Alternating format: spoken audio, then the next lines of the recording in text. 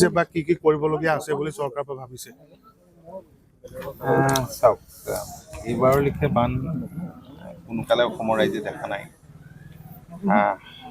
বিশেষকৈ চৰাইদেউ শিৱসাগৰত বহুত বেছি ক্ষতি হৈছে আৰু যোৰহাট গোলাঘাটতো হৈছে আৰু কেইবাখনো জিলাত হৈছে, কিন্তু শিৱসাগৰ চৰাইদেউৰ লিখে হোৱা নাই। আৰু এই অঞ্চলত ইয়াত বোগদৈ বাঢ়নি পানীয়ে আমি দেখিছোঁ এতিয়া আহোঁতে বহুতে কৈছে। ইয়াৰ আগে আগে আমি এটা শিবিৰতো সোমাইছোঁ, ৰাস্তাটো আমি চাইছোঁ। বিধায়কো আছে, বিধায়কে আগতো আমাক এই কথাখিনি জনাইছে। তো আপোনালোকে সকলোৱে গম পাইছে যে বান হোৱাৰ লগে লগে ৰাইজক উদ্ধাৰ কৰিবৰ কাৰণে আৰু এতিয়া ৰেষ্টৰেশ্যনৰ কামত মাননীয় মুখ্যমন্ত্ৰীয়ে খুব তেখেতৰ তৎপৰতাত আজি গোটেই জিলা প্ৰশাসন সকলোৱে চৰকাৰখনে উঠি পৰি লাগিছে। আমাৰ পঞ্চায়ত আৰু গ্ৰাম উন্নয়ন বিভাগৰ পৰা আমি কালি চৰাইদেউ আৰু শিৱসাগৰত আমি কি কৰিব পাৰোঁ তাৰ কাৰণে আমাৰ বিষয়াসকলো আহিছিলে, এডিশ্যনেল চিএছ আছে আৰু অন্যান্য বিষয়াসকলো আছে, দায়িত্বপ্ৰাপ্ত। আমি আহি ঘূৰি পকি চাইছোঁ ৰাইজক আমি কেনেদৰে সকাহ দিব পাৰোঁ। আমি আশা কৰিছোঁ যে খুব কম দিনৰ ভিতৰতে পানীখিনি শুকাব আৰু ইয়াৰ পিছৰ কামখিনিয়ে বেছি গুৰুত্বপূৰ্ণ হ'ব। গতিকে সেইখিনি চৰকাৰে মৰিয়নি তিয়ক এইখিনিও আপুনি চাইছে, সেইবোৰ অঞ্চল এতিয়া কেনেকুৱা? পানী শুকাইছে প্ৰব্লেমটো এতিয়া বেমাৰ আজাৰ এইবিলাকতো হ'ব, কিন্তু চৰকাৰখনে উঠি পৰি লাগিছে, যুদ্ধকালীন ক্ষিপ্ৰতাৰে সকলোৱে কাম কৰিছে। ৰাইজেও মই দেখিছোঁ যে বিভিন্ন NGO বিলাকো আহিছে, বিভিন্নজনে সহায়ৰ হাত আগবঢ়াইছে এই সময়ছোৱাত। এইটো এটা দাদা, বিধায়কে 24 ঘণ্টাই ৰাইজৰ লগত কাম কৰি আছে, আমি বাতৰি কৰি আছোঁ আৰু মই এইটো অঞ্চললৈ লোৱা দেখি আছোঁ। তো আপোনাক এই যে মহিলাগৰাকীয়ে যেনেকৈ আজি উচপি উঠিছে, এইখিনিতে কেইটামান ঘৰ আছে বা আগলৈও আপুনি কাৰোবাৰ ঘৰত মতা মানুহজনে নাই, মানে ঢুকাইছে, মাকগৰাকী জীয়াই আছে বা বোৱাৰীক জীয়াই আছে আৰু সৰু কাৰোবাৰ ঘৰত ছোৱালী এজনী ল'ৰা এটা, ঘৰটো একেবাৰে নষ্ট। আজিলৈকে মানে বহুত অভিযোগ দিছে, অৰুণোদয়টো নাই, ঘৰবোৰ নাজল নাটল অৱস্থা। গতিকে অকণমান মানে সেই দিশটো চোৱাটো খুব প্ৰয়োজন। ডেফিনেটলি যিবিলাকৰ ঘৰ বাৰী একেবাৰে এতিয়া নাজিৰাত গৈছোঁ, তাত বহুত হাজাৰ একেবাৰে নাইকিয়া হৈ গ'ল আৰু ইয়াতো তেনেকুৱা হৈছে।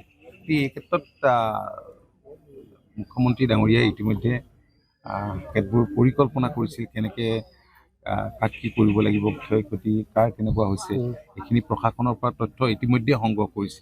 খুব সোনকালে ইয়াৰ বাবে যাৱতীয় ব্যৱস্থা গড়কাপ্তানি পথৰ লগতে পঞ্চায়তৰ অন্তৰ্গত পথসমূহ ভগ্ন পাই হৈ গৈছে, ভাঙি লৈ গৈছে। সেই পথসমূহ নিৰ্মাণৰ ক্ষেত্ৰত আমি পঞ্চায়তৰ পৰা ক'ত এইখিনি আমিও ছাৰ্ভে কৰিব দিছোঁ। পঞ্চায়তৰ জৰিয়তে আমি কোনখিনি কাম আমি কৰিব পাৰিম। আৰু এখেতৰ আমাৰ ময়ূৰী বৰা মই জানো, বাকী প্ৰগতিশীল ভাল এণ্টাৰপ্ৰেনিয়ৰ তেখেত। কেতিয়াবা কৃষি মেলাবিলাকতো যায়, মোকো পাইছোঁ বুলি কৈছে।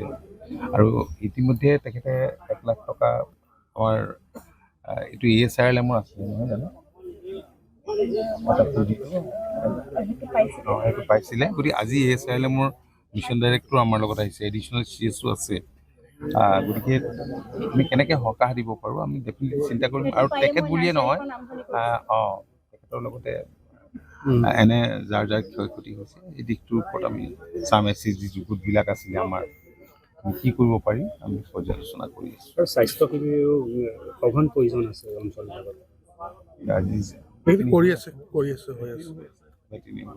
চৰকাৰী আৱাসগৃহৰ ক্ষেত্ৰত কিন্তু এলেংমৰা বা শোলমৰা যিসমূহ বান বিধ্বস্ত অঞ্চল, চৰকাৰী আৱাসগৃহ পোৱাই নাই বুলি ক'ব পাৰি, বহুতে পোৱা নাই। এইবাৰ যিবিলাক হৈছে খুব সোনকালে গম পাব। আপোনাক কথাটো উল্লেখ কৰিলোঁ, ইয়াতে ভিতৰবোৰত যেতিয়া সোমাইছোঁ, মানে এনেকুৱা মহিলা আছে উচপি উঠিছে, কৈছে আপোনাৰ চৰকাৰী ঘৰ আজিলৈকে নাই পোৱা নেকি? কৈছে নাই, ইয়াৰে মানে দলীয় কিছুমান কৰ্মীৰ কাৰণে নাই পোৱা বুলি অভিযোগ দিছে। সঁচা মিছা আপোনালোকে তদন্ত কৰিলে নাম কাটি দিয়ে। আপুনি এগৰাকী বিধৱা মহিলাই ঘৰত কোনো নাই, অৰুণোদয়টো পাব নালাগে নেকি?